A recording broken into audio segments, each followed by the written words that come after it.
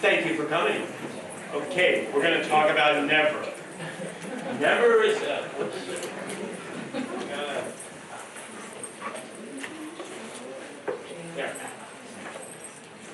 What's interesting about never is that it presumes, which is my assumption here, because you can't see ideas.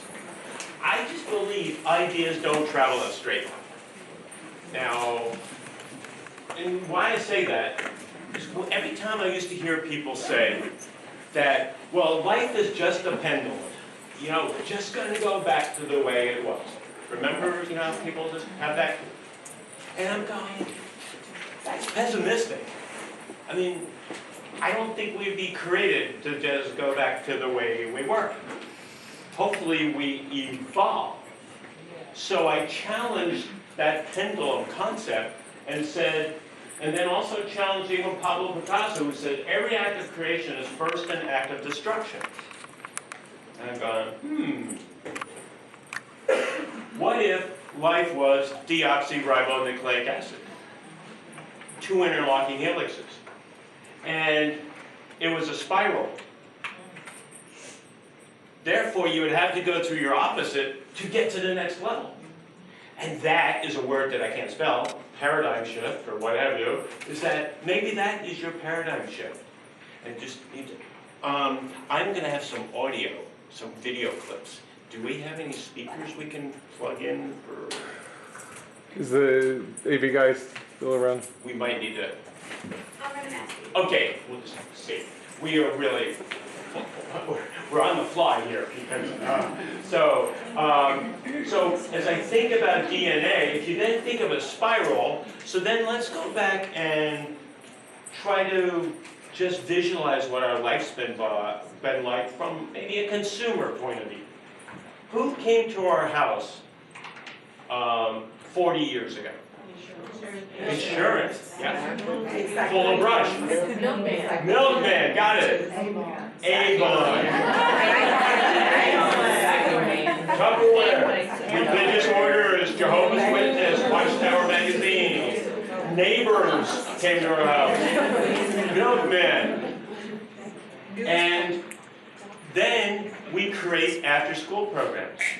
Women get jobs. Nobody is home. So, therefore, we go to stores.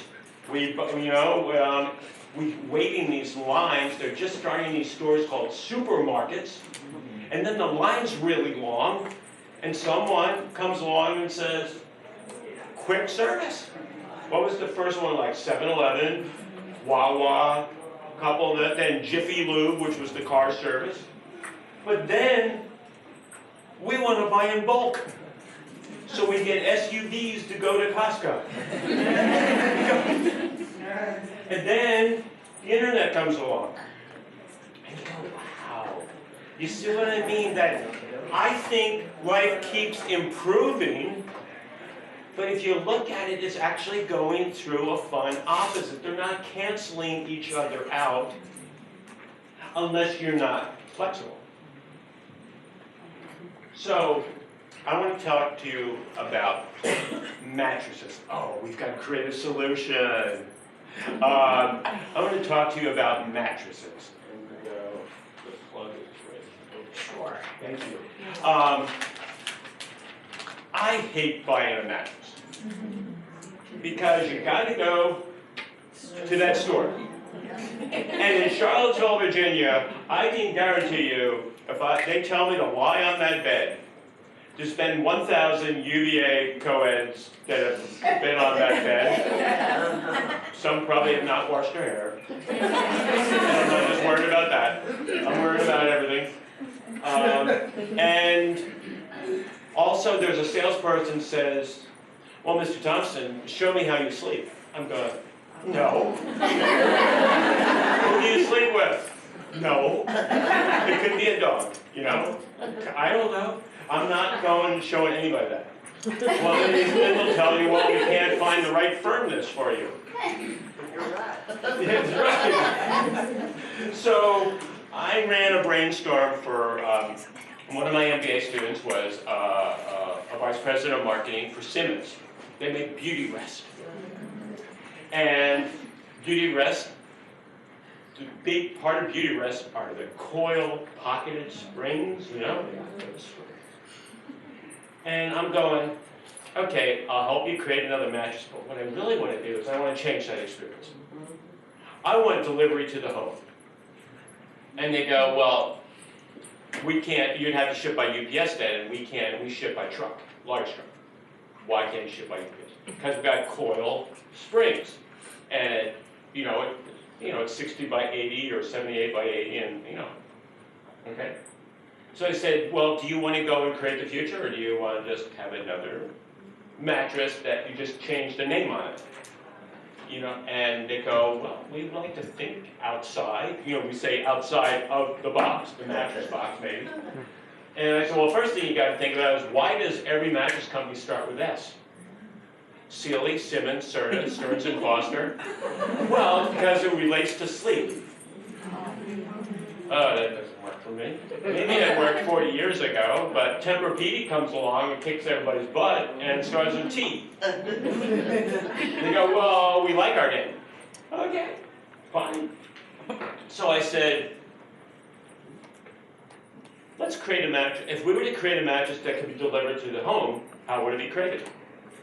Out of foam. What can you do to foam to make it easier to compact it, you shrink it? Okay. And then I said, so what's the advantage of foam versus coil springs? They go, well, you can't control the firmness much. It's all one density type of thing. But then I did some research and I asked, I said, do you know, any of you have coil springs, do you know that those mattresses absorb 2.5 quarts of moisture per month per person?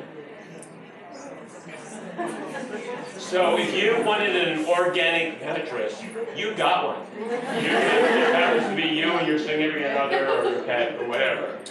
So, thank you. And so we said, well, we don't tell the consumer that. Because, see, a foam mattress doesn't absorb. A foam mattress, though, gets hot.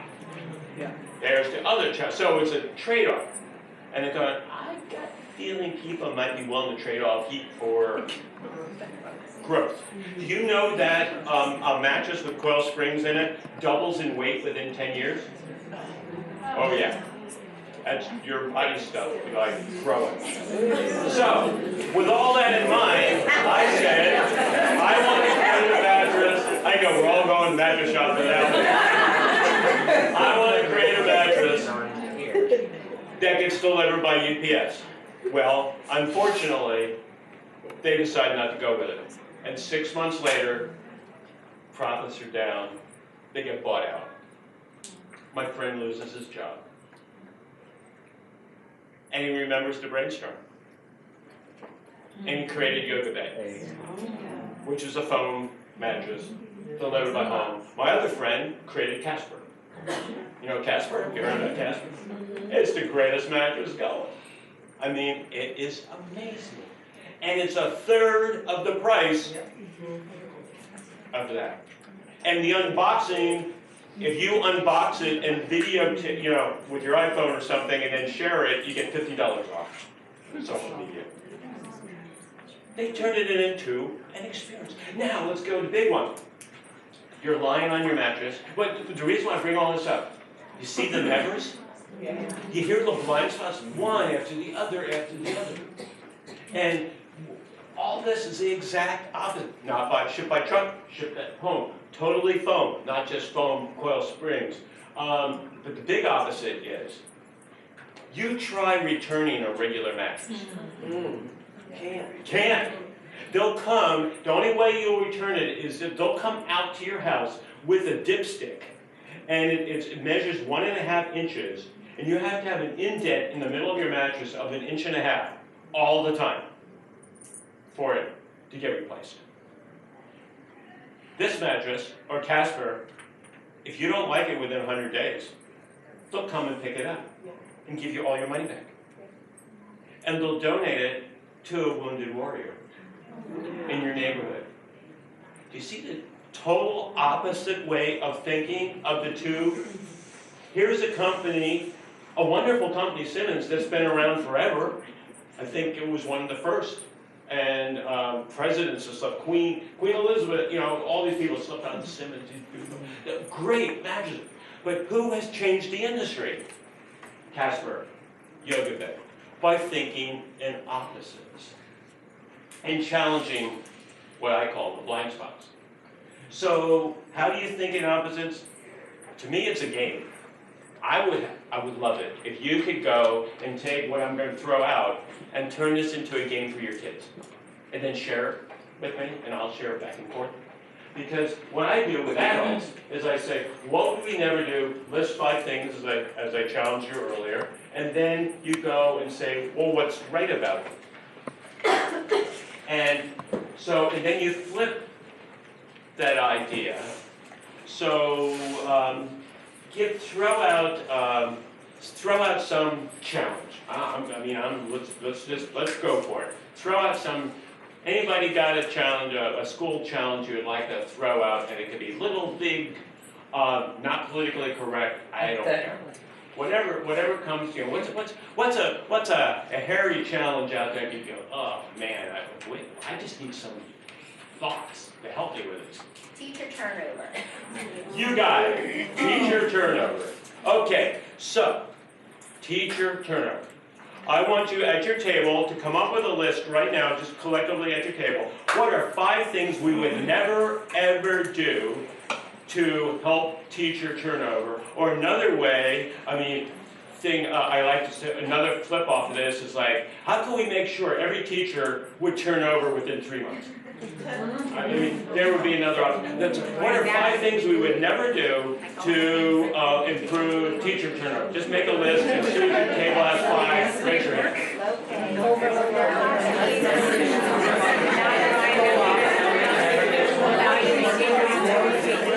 And now, as you're collecting your nevers, flip them. I think you're already starting to flip some. Just tell me, just as an example, what was one of your nevers, and then you start flipping it. We said we'd never do a co-op or part-time teachers. And then we said we flipped it and said that was a great idea. Teachers could work in the morning or the afternoon, so part-time moms could come back to work. Good. They're already trained and they're wanting to work, and so they can't work full-time. Good. And so then you play off of what's right about it, rather than going into, well, here's what's wrong with it. So you've got that curious side. So play with some of your nevers. Just take 2 more minutes, and I want to hear what some of the possibilities. Good one. Thank you. On the new income, I'm trying to raise the complex time. How many times do you have them We don't have the money. If we're going to sub, it's less expensive than to give a teacher to take hours to come do that. So public, I could put less time. So it's kind of what cost effective instead of having staff that teaches subs.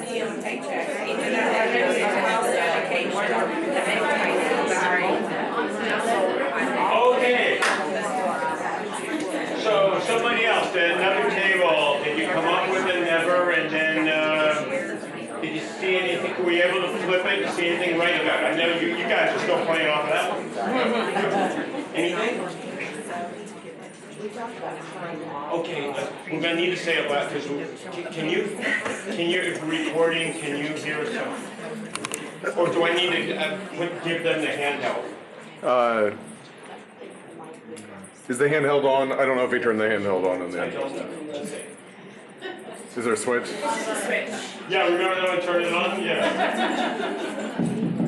Aha. Thank you. Pass it back, you don't mind? It's an opposite.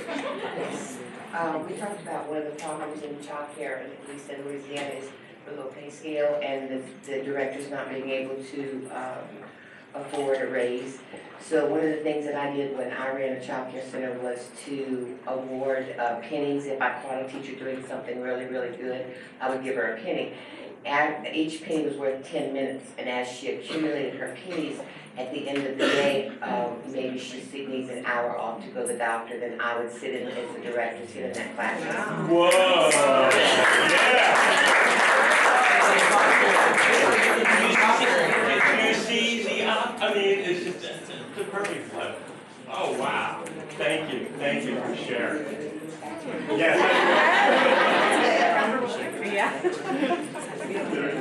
Thank you. Okay, so what you get to see is that and I'm going to show you some other opposite techniques, but what you see is that a lot of what you've been doing right is an opposite path. You've been following that just naturally. What I'm trying to do is just put some structure to it so you can say, wow, this is why it works, and then maybe we can teach it. And then maybe you can share back to me, like, gosh, this is how I incorporated spiral. I mean, I know we incorporate circles into a lot of teaching. What about spirals? There's the three-dimensional aspect of it. So I want to show you a fun brainstorm. Anybody from Racine, Wisconsin? Or close? Okay. So in Racine, Wisconsin, they have a company, a wonderful family company called S.C. Johnson Wax. And you know them, they make Glade air freshener. And they want to brainstorm, and in the morning they want to put their potpourri fragrance into their product called Windex. Windex is normally blue, and it's got all ammonia in it, and like, I know when I'm cleaning my shower doors or something, and it all sprays on my hair, and then my hair smells like ammonia. So we came up with an idea, why don't we put potpourri in the Windex, and then your hair will smell like potpourri. And so we tested it out to see if it, and people love it, and it's the #1, and we made it, purple. And it worked well. But that's not the opposite. The opposite is to say to them, what would you never put potpourri fragrance in? So we looked at all their products, and they said Raid Bug Killer. They did Raid Bug Killer. And I said, well, why didn't you put potpourri in there? And they said, because people want bug killer to smell bad. My response was, since I've been doing this for so long, I said, do you use Listerine? And they go, well, yeah, some. So I said, are you happy do you want Listerine the way it used to taste, or do you like the way it tastes now? They both kill gingivitis. And go, oh yeah, I like the winter mint. Well then, if potpourri added to Raid still killed bugs, would you not want that? The response was, I think it would attract bugs. And my response was, and they'll be dead, and your neighbors will thank you for it. So we went, tried it in the lab, and the #1 bug killer on the market now is called Outdoor Fresh. So I tell you these, I know these are outside of education stories, I tell you because these are the ones you'll remember. You go, especially when you say, whoa, there's an opposite. And then you can tell the kids about, teaching the opposites. So, how often do we go and say, okay, so we got to do a 5-year plan? It's amazing now, 5 years means 2023, which is, you know that picture I showed of the driver of the car? That's when General Motors predicted that that car is going to be released. No steering wheel in 2023. So my thinking is, a whole new group of kids will not know how to drive. Think about that. What does that? Well, they don't know how to drive now anyway. But what does that mean about giving up control? Gosh, you just give up control. Well, okay, that's just natural. Well, we like that control. What's that going to mean? So we can go and talk about what are we going to look like in 5 years, but I think after you do that, if you want some breakthroughs, you go, what would we never look like?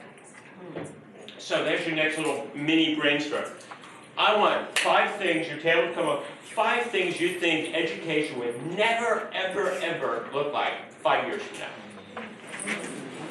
Just see what you come up with.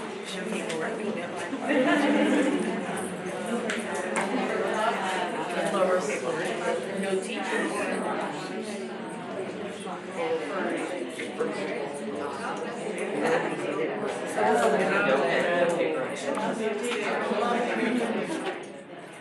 Okay, so I just want to, let's see. And can we go to the middle table before we've done this? You got it? Great. There we go. Thank you so much. So what if classrooms and schools were really truly led by children's exploration and ideas? Wow, so there's your what if. Play and never, what if they were, and you just would play off of what that, and then again, your curious mind goes, well, what's right about that? Good. Another one, got it. Another one, or pass the mic. Does anybody else want to throw out a never, or what we never look like? Classroom without behavior Oh, problems. there we go. Sure. Classrooms without behavior problems. Good, we would never not have classrooms without behavioral problems. Good, there's an interesting challenge. Okay, What if we would never have classrooms? so good, so then what if, so we can keep going, so let's go deeper now, we're playing. So what part of that? Probably gonna, so the behavioral problems, what if we don't have classrooms? Keep going. Well, I'm sorry? So we wouldn't have classrooms for the behaviors to occur in. Yeah. Wow. So then what does that do? See, here's the kid asking why, but in reverse. I'm sorry? You're not going to have that social connection that's causing the behavioral. Yeah. So keep going. We would never be equally funded. Good. So tell me about equally funded. So since we're not going to be, Like, the resources given to that campus wouldn't be set up by the income of the area. So Mhm. higher areas Mhm. or higher income areas that have higher income get more resources or technology or newer facilities rather than areas What if you Mhm. income is shifted, lower. and what if you shifted income so that it was more of a model of on-the-spot teaching instead of formal in-the-box classroom teaching? so pop up. Yeah, or you follow the child Mm-hmm. in any environment. Sorry, and go for it. I was talking about a home educator. Cause Yeah. that'd be the virtual, and it would also work in daycare settings as well. Instead of having a daycare, you now have a home educator come in the home while the parents go out and work. You would Wow. you wouldn't lose the socialization. Yeah, boy, what a flip that is. That's fascinating. Fascinating. And my brain, I mean, I've all thought about this, I've never got it. Fantastic. Go back there, yes. I was just thinking, kind of a little bit different than what she said. What if you have a situation where parent volunteers are more like jury duty, where parents have to come in and have to volunteer?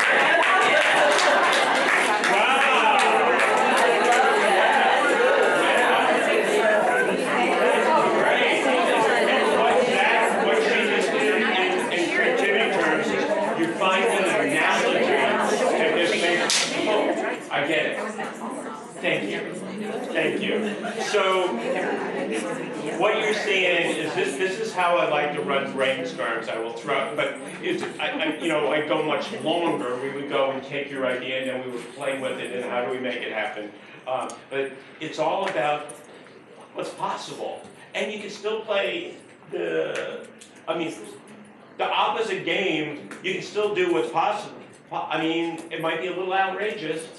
I'm not talking, just so everybody knows, doing the opposite or thinking never has nothing to do with morality. I'm not going immoral, that kind of opposite. It's just breaking patterns.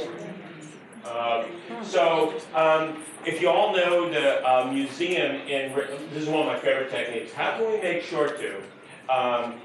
There's a museum in Richmond, if you haven't, Richmond, Virginia, which is wonderful. It's called Virginia Museum of Fine Arts. And they told me one of their challenges is they get a bunch of kids groups to come on over, and the first thing they have to say to the kids is tell them the guidelines of the museum. And they go, and I was going, what if we had the kids come up with the guidelines? And what if we asked the kids, how can we make sure to be kicked out of the museum today? That was the exercise. And that's what they're doing now, and the kids play, and one kid shouted out, come in the back door and set off the fire alarms. But the kids get so much more creative. And then they flip them. They come up with a kid list of guidelines. The kids have to do it. So I just like to play with that technique. How can we make sure, and that's here, how can we make sure to have all of our personal information stolen? And it works everywhere. I just did this with, after 9/11, I decided that I was going to go and really give back to the Intel community. And so I spend the day every week with one of the various Intel communities. And so we were doing a major retreat, because you know a lot of them are in transition right now, doing a major retreat last week, and they said they're having a hard time getting the right skill set into their agency. So I used that, but I switched it to school for us. But how can we make sure no one with the right skill set will ever come to work in our school? I mean, you just go, it just opens your mind by flipping, how can we make sure no one wins? So that's just another opposite technique or game that you can play. One of my favorite quotes from Albert Einstein, any fool can make things bigger, more complex, and more violent. It takes a touch of genius and a lot of courage to move in the opposite direction. So, my example is George Costanza. We'll see if this works. Every decision I've ever made in my entire life has been wrong. My life is the complete opposite of everything I want it to be. Every instinct I have in every aspect of life, be it something to wear, something to eat, it's all been wrong. Everywhere. Tuna on toast, coleslaw, cup of coffee. Yeah. No, wait a minute. I always have tuna on toast. Nothing's ever worked out for me with tuna on toast. I want the complete opposite of tuna on toast. Chicken salad on rye, untoasted, with a side of potato salad, and a cup of tea. Well, there's no telling what can happen from this. You know, chicken salad's not the opposite of tuna. Salmon's the opposite of tuna, because salmon swim against the current, and the tuna swim with it. Good for the tuna. George, you know that woman just looked at you. So what? What am I supposed to do? Go talk to her. Elaine, bald men with no jobs and no money who live with their parents don't approach strange women. Well, here's your chance to try the opposite. Instead of tuna salad and being intimidated by women, chicken salad and going right up to them. Yeah, I should do the opposite. I should. If every instinct you have is wrong, then the opposite would have to be right. Yes, I will do the opposite. I used to sit here and do nothing and regret it for the rest of the day. So now I will do the opposite, and I will do something.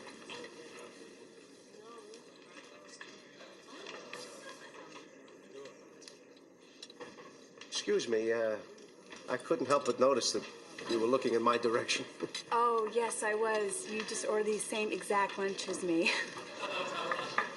My name is George. I'm unemployed and I live with my parents. I'm Victoria. Hi.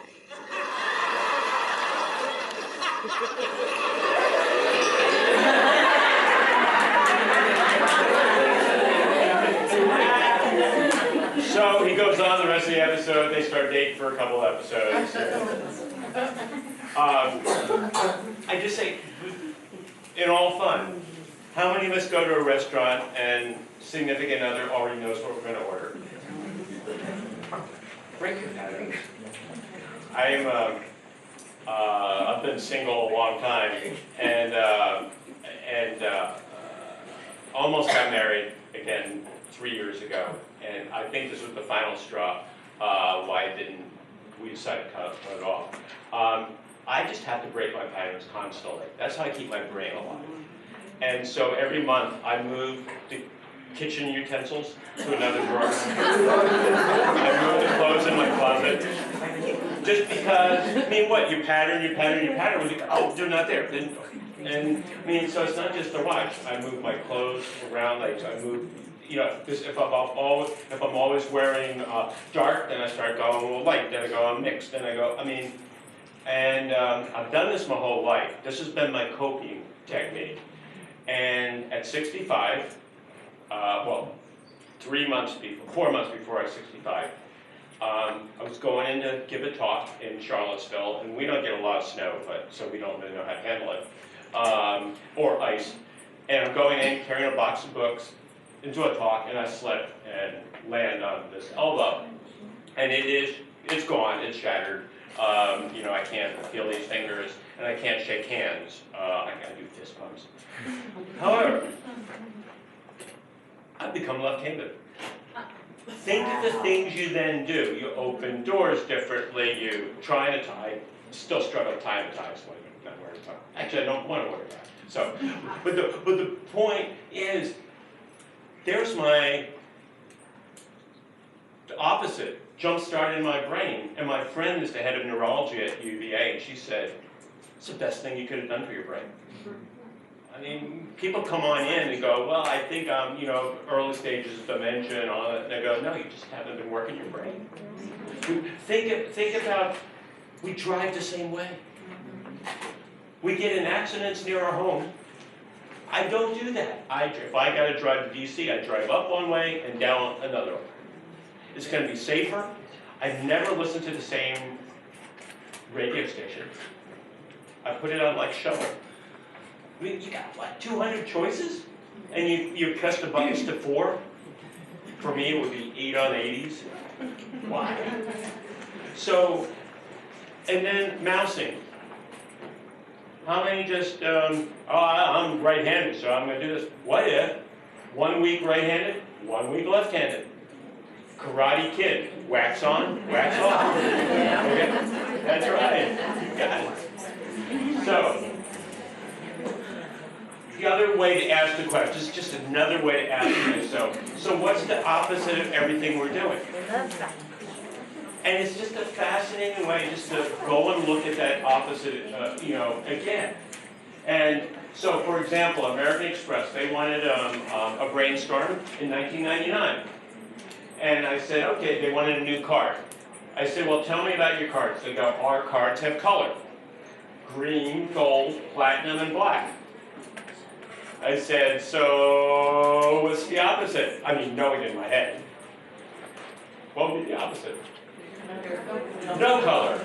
Keep going. No color. Clear. So we created the clear card, which was called, it was the first card out there, and we broke all the rules. We put a smart chip on it. It was called the blue card. Now, I'm giving you all the secrets because they're not secrets. It's all stuff I've borrowed from the Tao Te Ching and from the various things to look at opposites. And none of this is rocket science. It's just seeing the pattern, breaking the pattern. Elon Musk and Jeff Bezos, two people that I think, if I could have lunch and just pick their brain. But then they just wrote an article together to talk about how they think. And guess what? They say they think in opposites. They called opposite thinking the first principle. And here's what they do. They identify their challenge, then they list reasons you can't solve the challenge. Then they list existing solutions that don't adequately solve the challenge. Then they say, the challenge no longer exists in my brain. I want to just create a solution based on my desire. However, sort of funded by the earlier thoughts. All of that is opposite thinking. And both of them have come out and said, this is how they think. Whether it be the Hyperloop or in the Intel community. You know, I go to an Intel community, you know, I go and work and teach in skiffs and all this kind of stuff. And everywhere are Amazon trucks. I'm going, are they giving Amazon delivery? No, Amazon owns the cloud service that the Intel community, that the Defense Department buys. I didn't even know they were into that, but they are the major purchaser of DoD, purchases everything from Amazon. So, in closing, let's see, do I have 6 minutes left? I think it goes to 11:10. So how do you apply this to yourself? God gave us this wonderful thing, thumb and a finger. They're opposable. And they're really strong, just like your tongue and the upper part of your mouth, it's really strong. These are strong so that you can grip and you can hold chopsticks and what have you, my favorite food, and opposable. The brain is opposable. We got the left brain, as you know, is verbal, the right brain is nonverbal. It's totally the opposite, details, big picture, logical, emotional. But what no one ever told us is that you can actually play with those different sides of the brain just by your body parts. So that's what my closing piece is going to be on. I teach at Quantico through the military, and I always go, hey, I want to learn. I wanted to go, because they fire stuff all the time, you know, like guns. I mean, they have all kinds of marksman ranges. I said, I want to go to the range and fire. I said, okay. But first you got to test to see which is your dominant eye. I go, why? Because if you're right-handed and you're right eye dominant, then you're going to be okay. But if you're right-handed and the left eye dominant, you're going to miss the target, and those are the people that actually get injured in gun battles and stuff. And I go, well, how do I determine which is right eye, left eye? My eye doctor never said anything. So here's a fun thing. Pretend you're 5 now. You've got your hands out in front of you, and you're forming a little, like, maybe triangle with your hands.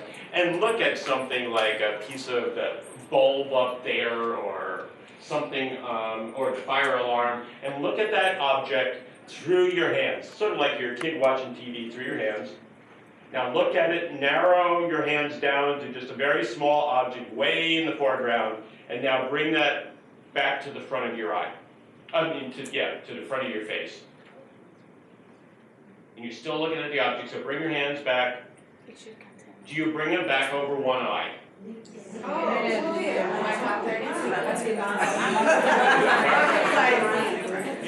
in the unright? Right, yeah. Majority of you are going to be right. How many are right eye? Okay. How many are left eye? There's your challenge. That's left eyes. Okay? Right eye prefers to read right to left. Right eye prefers to read left to right. Sorry, excuse my dyslexia. Left to right. Left eye prefers to read right to left. The majority of dyslexic kids, I've found out in my research, because I dig into this stuff, are left eye dominant. And I've been asking the question, so what if those kids are reading Hebrew or Farsi?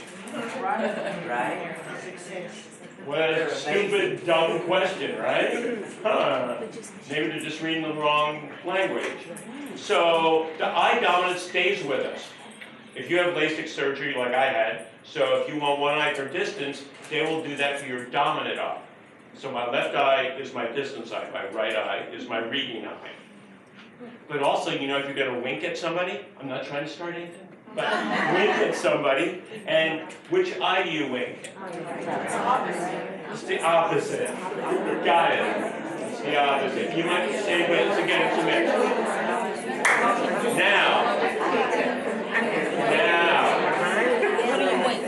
Now I want you to my favorite one.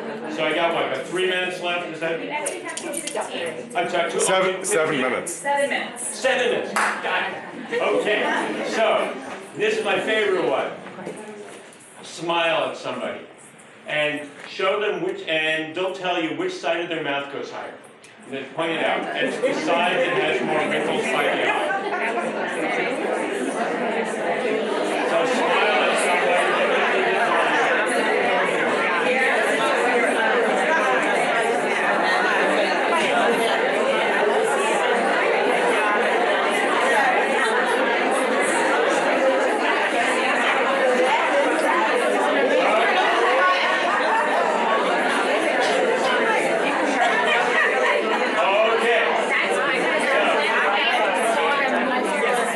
So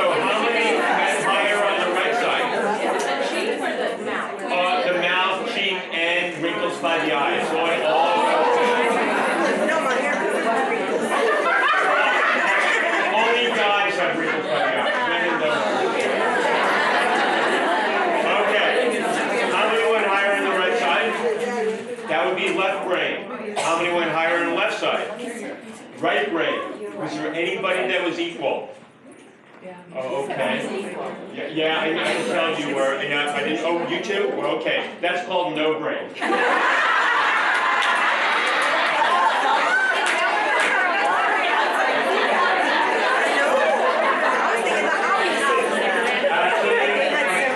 Actually, I hate to tell the rest of us, that's the highest level. You know, they're equal because it's called Buddha brain in psychology. They think this is perfect. They perfectly can go back. So, arms. Lay one arm on top of the other like I Dream of Jeannie, not intertwined, but I bet you one feels better on top, right? Yeah? Okay. So if the left arm feels better on top, right brain. Right arm feels better on top, left brain. Okay? Thumbs, you're going to really feel the two sides of the brain now. Put your hands together, one thumb on top. How many put the left thumb on top? How many put the right thumb on top? Now you want to feel the other side? Without thinking, take your hands apart and put them back together with the other thumb on top.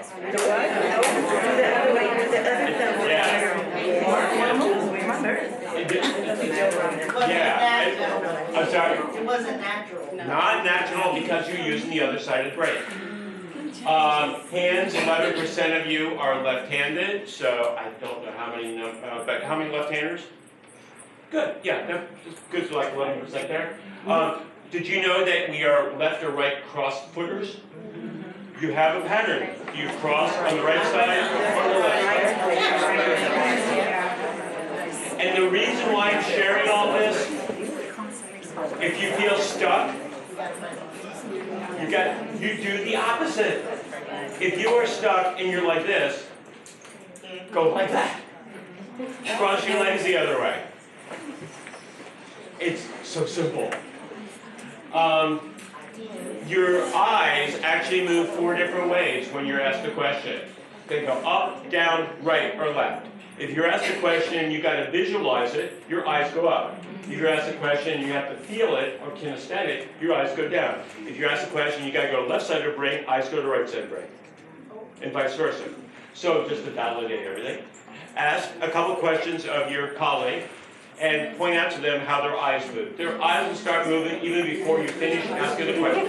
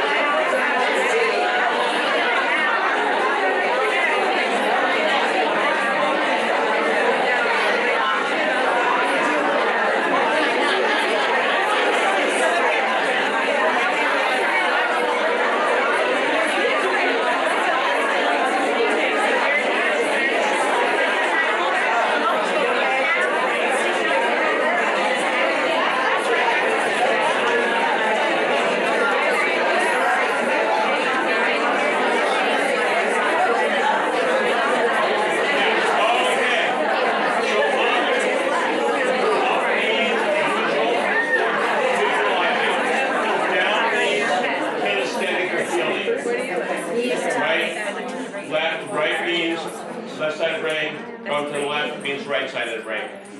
And so if I'm running a brainstorm and I'm trying to talk about the challenge and I get people's eyes going up, yeah, they're visualizing. Or if their eyes are going down, they're feeling it. But if they're going like this, we call that windshield wipers. They can't understand what you're saying. I would say, Clayman, tell me, what does that do? I mean, how do you translate that with working with the kids? But it's called, I learned this at the FBI Academy. It's called NLP, Neuro-Linguistic Programming. So that's how you can go and read deeper. It's Grandler and Bindler's research on NLP. But investigators use it to go and figure out when they're investigating somebody how their eyes are moving. So I've got my favorite video now to share with you. I've got 90 seconds left. And what would I love to tell you in 90 seconds?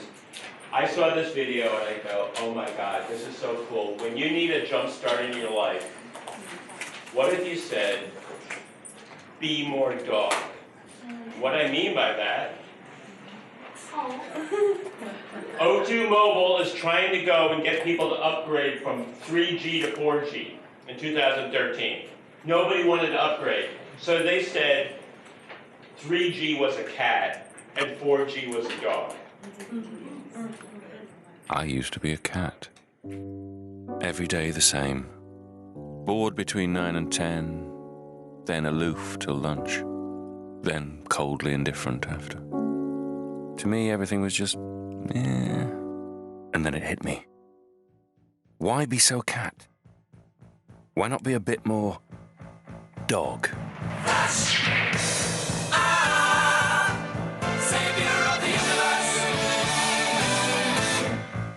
I mean, look at the world today. It's amazing.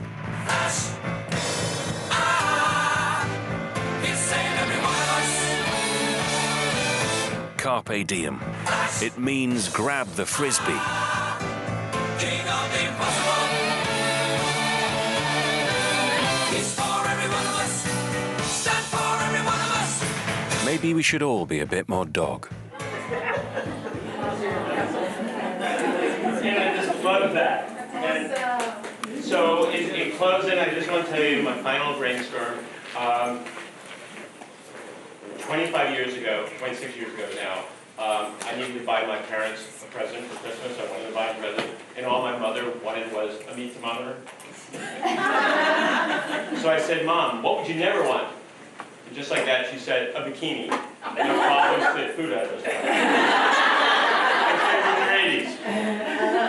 I said, make a list of 5 things you would never want. Well, bikini, computer, new car, you know, she came up with a couple of things. I put that on the refrigerator door. This is 26 years ago. They looked at that computer and they go, well, God, Mom wants to do family history, but she has osteoporosis. She can't go to the library with the walker and all that. Maybe we get a phone modem. So I got them a Hewlett-Packard 286 Spectre, computer, modem, monitor, the whole thing. But what kind of learning environment did I create for my parents back then? Terminally serious learning environment. I expected them to learn word processing on Christmas Day. I yelled at them when they put the coffee cup next to the keyboard. I kept looking for surge suppressors. And my mother said at the end of the day, Chic, the computer was fun, but it's got so many wires and it doesn't go with our furniture. Why don't you just put it in your bedroom and play with it when you come home? You know that. So I did that, and I said, gosh, the technique didn't work. April 10th of that next year, I got the first letter I've ever received from my dad. He doesn't write letters, but he typed a letter with the neighborhood kids and my mom's help. Dear Chic, told all the neighbors in Cape May, New Jersey, what a stupid present you bought us. Everybody agreed because we're the same age, but the neighborhood kids heard about it. They came on over and wanted to see it. We had the kids came up to my bedroom. They taught my parents. Do you see the opposites? The 8s and the 80s. And the real powerful thing of this is my father died the next month. And that's what hangs over my desk. I had to move my mom to a nursing home. What do you think she wanted in the living room of the nursing home? Computer and all the neighborhood kids. Do you see the power of opposites? It is so powerful that you can, how do you go from a bikini to I don't know.